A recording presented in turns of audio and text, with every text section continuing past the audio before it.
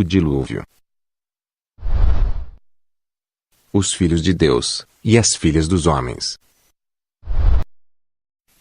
Gênesis capítulo 6, versículos de 1 a 8.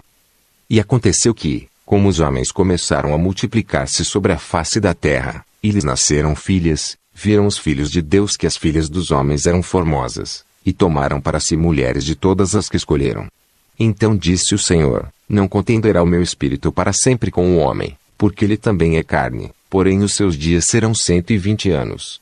Havia naqueles dias gigantes na terra, e também depois, quando os filhos de Deus entraram as filhas dos homens e delas geraram filhos, estes eram os valentes que houve, na antiguidade, os homens de fama.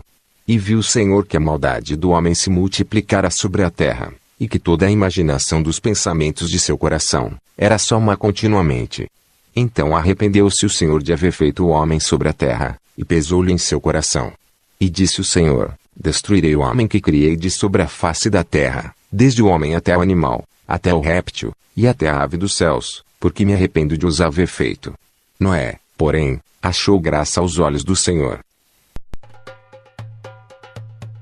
Por não poder recriar do nada nenhuma criatura extinta. Imagine todas.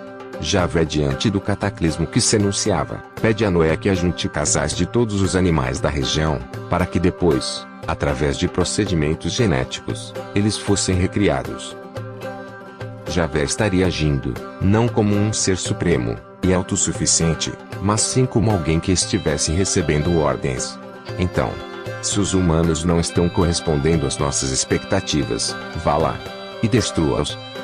E Javé, sabendo que Noé era naquele momento o seu fiel mais fervoroso, decide ajudá-lo e sem que os outros maiorais saibam, orienta Noé a construir uma arca para que consiga escapar, já que estaria proibido de ajudá-lo. Se colocarmos o que consideramos como Deus, nesses textos de Moisés, como sendo vários seres intergalácticos, seria coerente acreditar que existiria um grupo de comando formado pelos dirigentes, ditando regras, normas e decidindo o destino do mundo a todo momento. Da mesma forma que ocorrerá em Sodoma e Gomorra, um anjo irá salvar a família de um justo de um cataclismo já programado, com hora marcada. De Adão até Noé, em sua grande maioria, viviam centenas de anos, até que os filhos de Deus tomaram para si as mulheres, filhas dos homens. Deus possuía vários filhos que vieram à terra, e se envolveram sexualmente com as mulheres filhas dos homens. Os filhos dessa união seriam gigantes, mas não só no sentido de enormes em tamanho, mas sim em capacidade e valentia, como nos leva a crer a frase: estes eram os valentes que houve na antiguidade, os homens de fama. Seriam talvez os deuses, semideuses e seres mitológicos que muitas civilizações nos legaram em suas fábulas.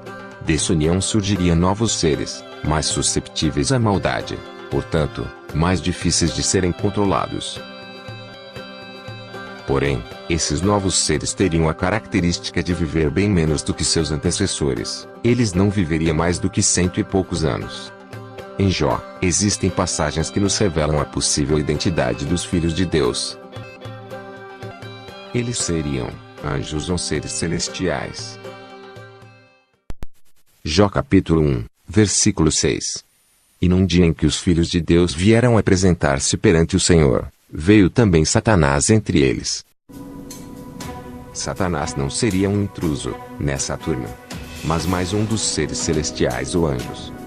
No entanto, embora os anjos sejam seres espirituais revelados assim também em Hebreus capítulo 1, versículos de 13 a 14. Assenta-te à minha destra, até que ponha a teus inimigos por escabelo de teus pés. Não são porventura todos eles espíritos ministradores, enviados para servir a favor daqueles que hão de herdar a salvação? Eles também podem assumir a forma humana, como nos mostra o capítulo 19, versículos de 1 a 5 da Gênesis, com os dois anjos que estavam com Ló. Vejamos o que diz João capítulo 1, versículos de 12 a 13. Mas, a todos quantos o receberam, aos que creram no seu nome, deu-lhes o poder de se tornarem filhos de Deus, os quais não nasceram do sangue, nem da vontade da carne, nem da vontade do varão, mas de Deus. O apóstolo João revela que existem os filhos de Deus originais, gerados de alguma forma pelo próprio, e os que ele adotou como filhos pela adoração que manifestaram. Esses seriam os filhos dos homens. Nós, os humanos. Também em João capítulo 6, versículo 62, ele diz: Que será, pois, se virdes o Filho do Homem subir para o lugar onde primeiro estava? E em Atos, capítulo 7, versículo 56, Estevão vê o Filho do Homem, em pé à destra de Deus. Portanto, Jesus, apesar de ser chamado de o Filho do Homem, não era humano em sua totalidade. Mas possuía tanto de humano que merecia esse título. Apesar de sua divindade, era Deus feito humano por vontade própria ou do Pai. Para alguns estudiosos bíblicos, o termo Filho do Homem significa a mesma coisa que o homem humano.